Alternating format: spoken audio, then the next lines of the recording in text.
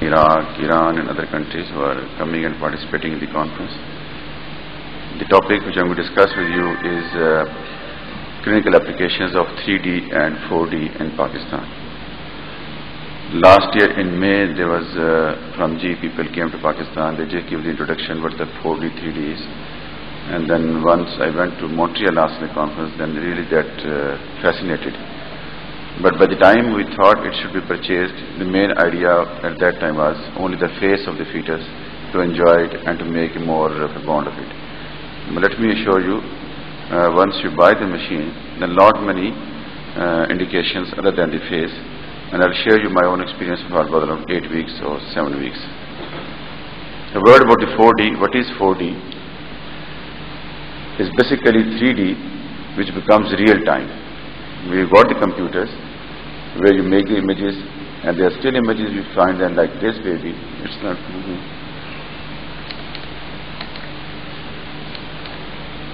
Yes. If you look at this fetus, now it's moving. That's a 4D, but if you make it a still, that is a 3D. So it's basically, you can call it real time 3D, or you can call it as a 4D.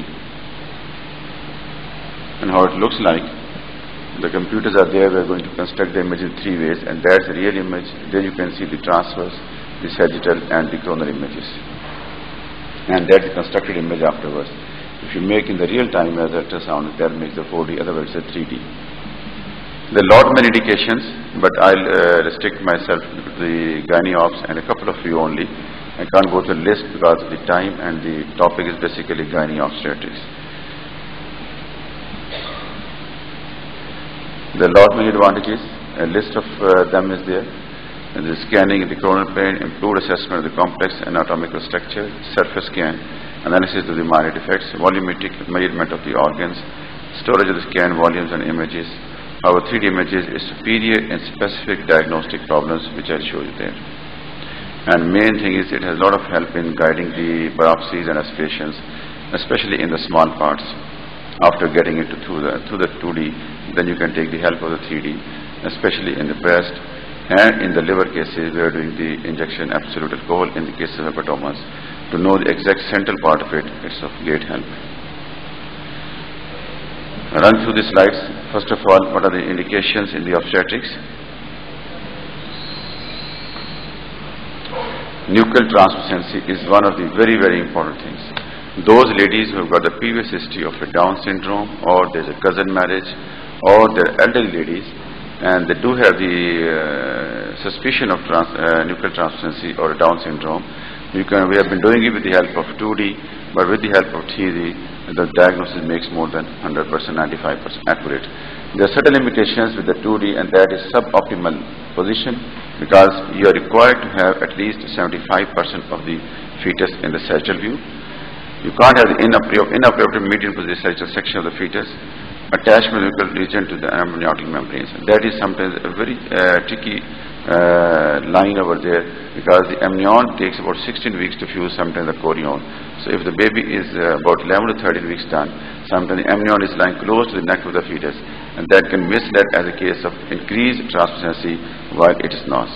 So because of the 2D limitations, you can't reproduce it again. The failure rates are high, depending upon the hands of the expert. There's the statistics indicating that transvaginal ultrasound, 11 to 14 weeks, the accuracy rate is 76 to 100% on 2D, depending upon the individual.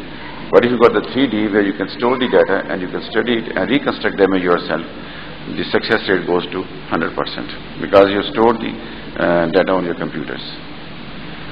Look at this lady. Those are 3-dimensional. There is a nuchal translucency, and the best way is to measure from inner to inner line at the nape of the neck. And the upper limit is 3 millimeter. Preferably it should be less than 3 millimeter. And you can always twist it and make the required sagittal section, true sagittal section, where you can appreciate the real translucency. Because if it is increased, as you can appreciate in this fetus, there is the nuchal translucency. If you find it's more than 3 millimeter, the patient needs to follow up, and then further investigations like amniocentesis and other karyotyping is to be required.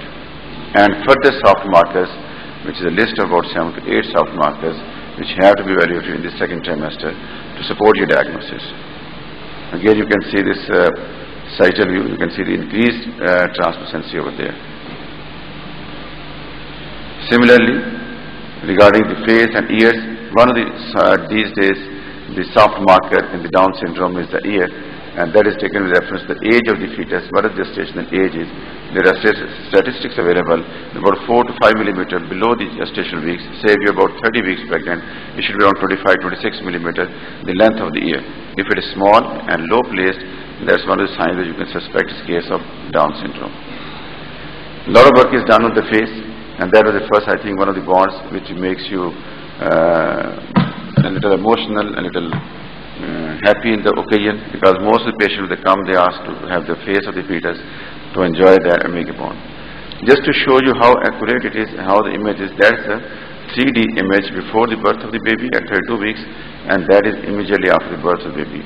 So almost features are what the baby had in intrauterine life. That is just to show you about 20 weeks lady who had the previous history of a cleft lip, and that is a 3D image, and she wanted to verify does this baby have any problem, and that's a 4D real time you can appreciate. The baby is going to open the mouth, and there you can appreciate the upper and the lower lips and even the nostrils. There is no cleft lip or cleft palate, verifying the baby is absolutely having normal face. The different postures of the face of the babies, you can see this thoughtful face. That's the elbow of the baby, that's the arm. The baby is resting on his arm, on the left arm preferably, as if he is thinking something for the good. This baby is sucking his own thumb, you can appreciate that here. In addition to the features